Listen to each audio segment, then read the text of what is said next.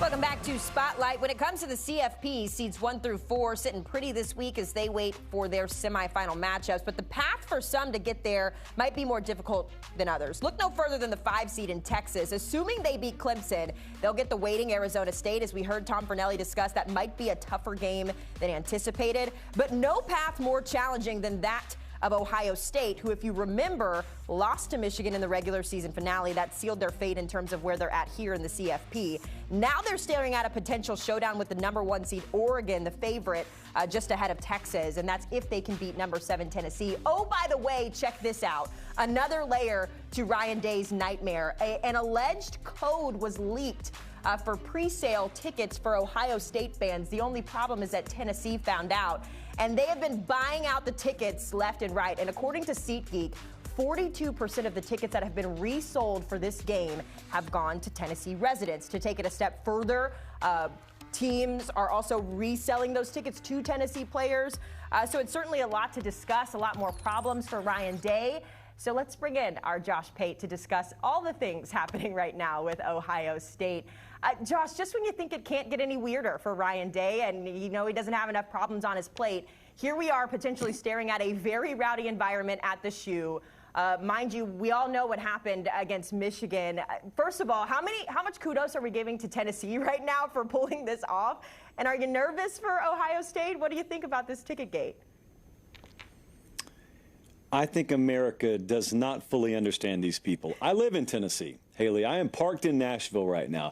I know how impossible flights are to get to Columbus for next week or this weekend. I know how rabid they are. I think that anyone surprised by this has not fully embedded themselves in like Tennessee fandom, Tennessee Twitter, Tennessee internet culture. Yes, they're going to have a presence there. And also, you're going into a situation where, yes, you've got home field at Ohio State, and that means something. But the weather being in the 20s is supposed to benefit the northern team. And yet, based on style of play, I mean, Ohio State's got to throw the ball a lot more than they did against Michigan for obvious reasons. So Tennessee's the one that can ground and pound a little bit better here. Maybe the weather even plays against Ohio State.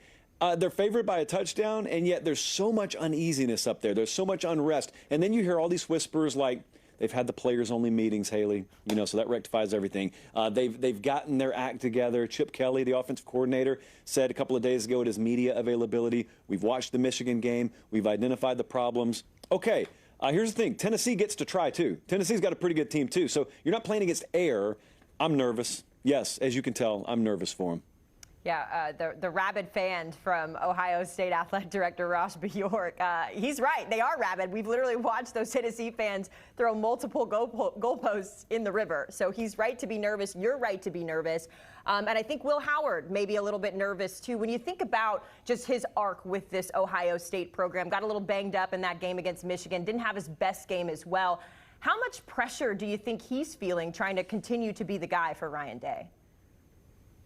A ton of pressure. It's a pressure position. Being the coach of one of these teams is a pressure spot. Being the quarterback on one of these teams is a pressure spot. And when we go back to the Michigan game, you could argue that Will Howard had a bad game. You could also argue he was put in a very terrible position by the staff.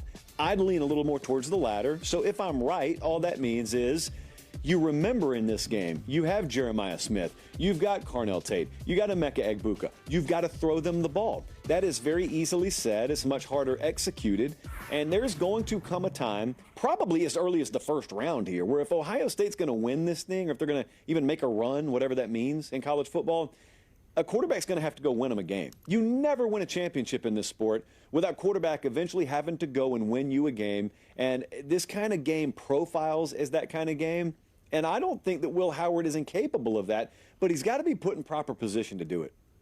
Yeah, it'll be interesting for all of them, really. Again, coming off of that loss to Michigan, I know it was not the way they wanted their season to end, their regular season at least, so we'll see how they bounce back. If we flip this and look at the other side, Josh, from the Tennessee lens here, Josh Heupel reacting to the ticket sales saying, I'm not surprised, it's a great Christmas gift for all our Tennessee fans to get up there to Columbus.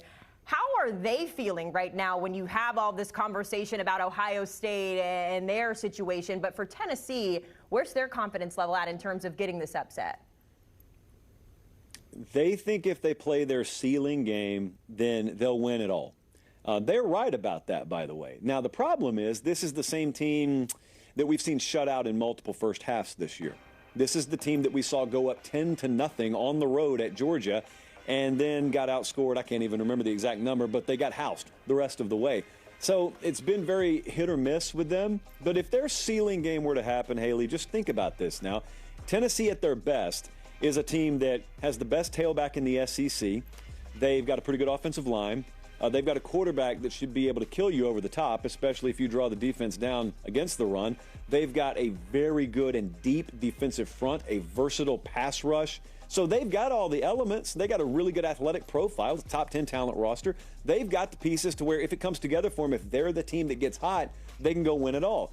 It's just a bunch of ifs. Even though we're already in December, you're 12 weeks into this thing, there's still a lot of ifs. So what we always wondered, if you expand the playoff, is could you give a team that gets hot at the very end runway to win a national title? Well, the case study in this tournament will be Tennessee. Yeah, unfortunately for either of these teams, they are going to have a really tough path to that championship game because waiting in the wings is #1 Oregon. We just heard from Tom Fornelli in terms of the Ducks and their case to win it all. How challenging is it just for these two teams in Tennessee or Ohio State to get to that point this Saturday?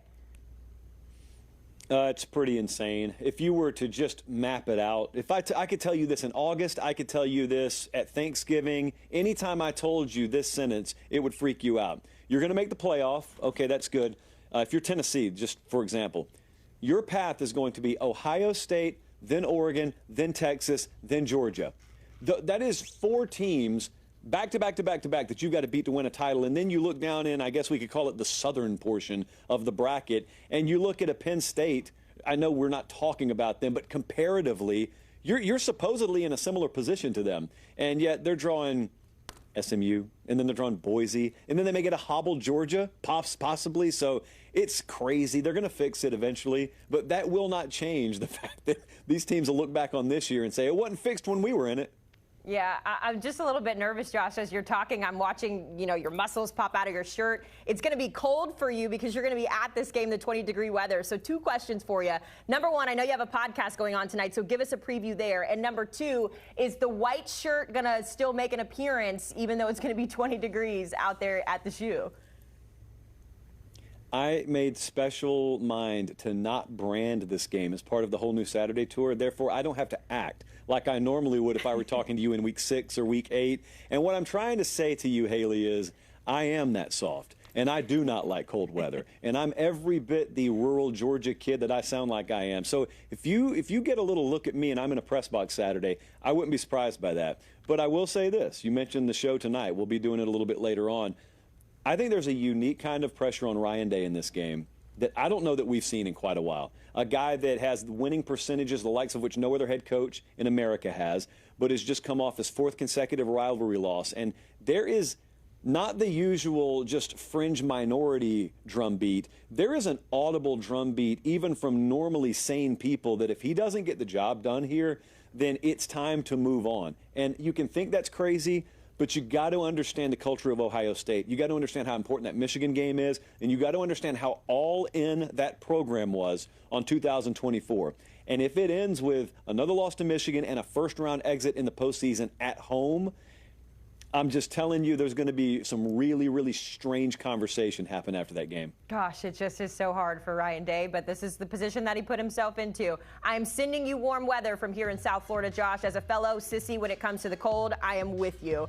Make sure you log in to hear that episode tonight with Josh Pate on the College Football Show. You can also catch him every Thursday and Sunday as well at 8 p.m. Eastern live on YouTube.